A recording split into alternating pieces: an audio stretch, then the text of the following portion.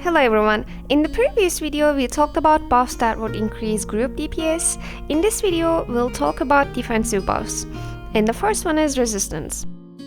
Resistance, in short resist, causes non-damaging conditions currently on you to be ineffective.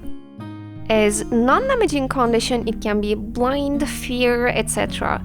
Basically any condition that doesn't damage you. This is a very situational buff to have. An important point when you're using resist is to know when the resist buff ends. If the non-damaging condition on you still continues, you will be affected by it. Let's say you had fear. You resisted fear, you used your resist, and then when your resist buff ended, if the fear condition on you continues, you will be feared again. But this buff has an exception. Poison in Guild Wars 2 causes healing reduction effect. This effect doesn't damage you, it's just there and preventing you from benefiting from the incoming heals fully. So this effect, even though it's a non-damaging effect, cannot be resisted. The next one is Swiftness. Swiftness, I expect you to know it increases your movement speed. It's not actually a straightforward defensive buff. But in endgame content, there are events between bosses that might require movement speed because event is time gated or you're running away from something deadly and you have limited amount of time to do it. There are also instances you would take super speed skills for endgame content. For example, in soulless horror, you want your group to be safely avoid firewalls. Swiftness also makes running from suction effects such as in Doom or in Anka Strike mission easier. So the next buff is Resolution. Resolution reduces incoming condition damage by 33%. There was a buff called Retaliation before Resolution in Guild Wars 2. After the changes, skills and traits that formerly granted Retaliation now grants you Resolution. This buff unfortunately couldn't become popular in PvP and PvE. And it's mostly about Guardians, and I honestly didn't know much about it and did some research, asked our veteran players, and now I have enough information to give you a perfect insight about what this is and what not. So apparently, when Retaliation was there, it granted you to a buff. When enemy hits you, they also damage themselves too. So Guardians in PvP took that content to a point where they would make tanky builds, so fragile DPS builds would kill themselves trying to kill them.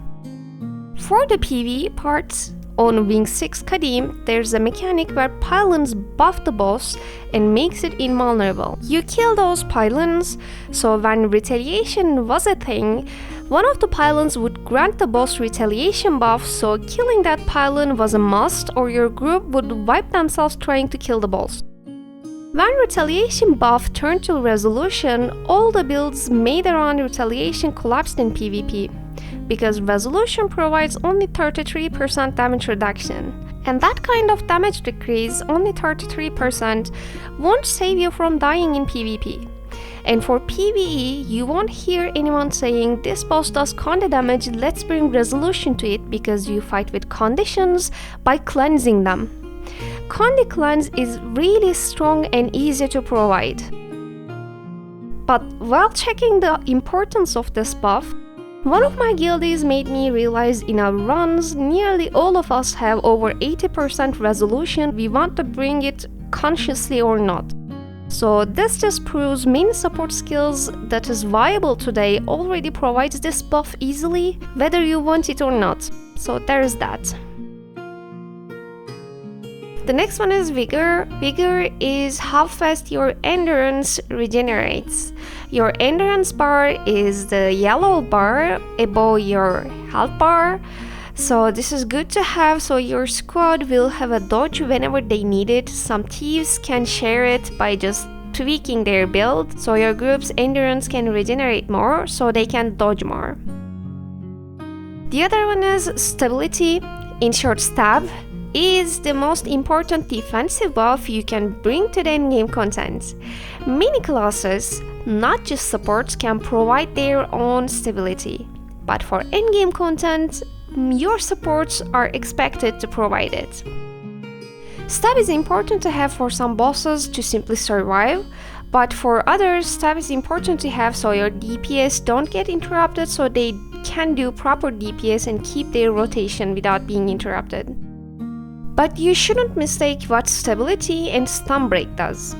Stability will keep you from getting affected by many things. But if you are already affected by them, you will need stun break to get rid of them. So stab will prevent you from getting feared, for example, but it won't break your fear if you're already affected by it. Many skills which grant stability also have stun break effect, so people might sometimes confuse those two. Another fun fact for you, in PvP and World vs. World, boon strip is a thing. And when you strip boons from someone, the priority of the strip will always be stab first and non-protection. Next buff is Regeneration. In short, regen grants healing power over time.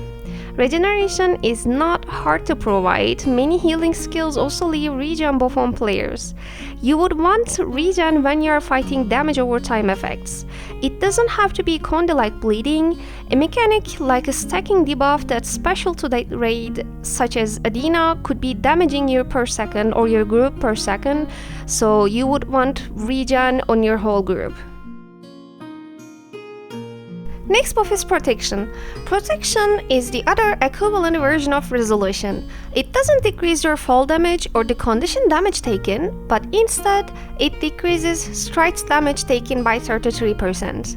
So if you're fighting with a boss that damages the whole group, taking big chunks of HP during some phases, that's when Protection will increase the survivability of the group a lot. Protection is a buff you would want to have up all times in endgame content, such as strike missions or raids. It's useful everywhere. Another buff is Aegis. Aegis is a boon which will block the next single incoming attack of any kind. Aegis basically makes everything easier because you can ignore mechanics thanks to Aegis. For example, on Deimos, the boss does an explosion attack where you need to run under a shield your NPC provides so you don't get downed. When your supports provide Aegis to the group, you can block that mechanic. This means you can ignore it and keep damaging the boss. Also, it makes the tank's job easier because they don't have to run to the shield and then back to the tanking points. Now, Aegis on normal Deimos is optional like this, but on challenge mode, NPC doesn't provide you a shield, so you need Aegis for the basic survival of the group. So having Aegis for some endgame content can be optional to keep your group DPS up or to ignore some mechanics, but there will be cases you have to bring Aegis. Aegis also has a long cooldown if you are using Guardians for it, so depending on the content you might need more than one Aegis provider just to be safe. So with this video, we came to the end of Guild Wars 2 buffs for beginners videos. Starting from next week, I will go through how to use training dummy and then how to use and utilize Arcdps videos. There was a huge gap, like 10 days between these two buff videos because I was visiting my family last week, so I can share videos more frequently now. I also feel like I have to say this, guys, these videos about buffs are made to give you a general information about both defensive and offensive buffs and about their level of importance. I wanted to make these videos because reading what a buff does from a web page is something, hearing what a buff means to them from someone who regularly does endgame content is another thing. But you shouldn't forget, if you're new to the endgame content, you will always see exceptions to these general informations that I give you. So always expect to have some twist in contents. Since these videos are intended to give you a general idea about these, that's why they are for beginners. The aim is to teach you these buffs so you consciously use or don't use them. Then this will help you to adapt to those exceptions faster too. So see you guys on the next video for the training dummy and the Arcdps.